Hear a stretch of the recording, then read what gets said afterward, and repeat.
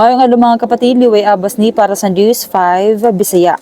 Daghan na kaayong revelasyon karong adlaw sa impeachment proceedings batok kang Vice President Sara Duterte. Ilabid na kay niatubang sad ang self-proclaimed bagman daw sa bise nga si Ramil Madriaga. Apil sa iyang mga testimonya ang nagpondo sa kampanya ni VP Sara niadtong 2022 national elections.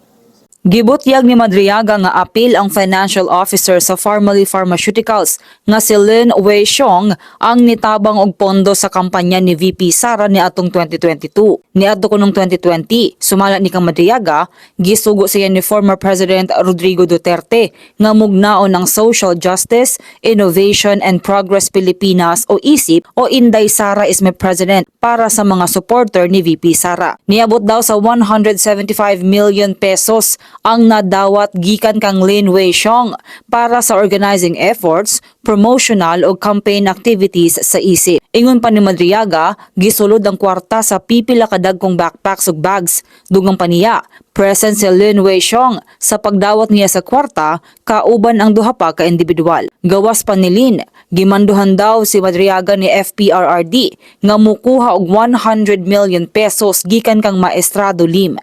Unya si Michael Yang naghatag pud kuno og financial support. Mao sa lamang kini atong balita, magpadayon na sa pagbati sa social media pages sa News 5 para sa iba pang mga balita ug update. Amping tang tanan.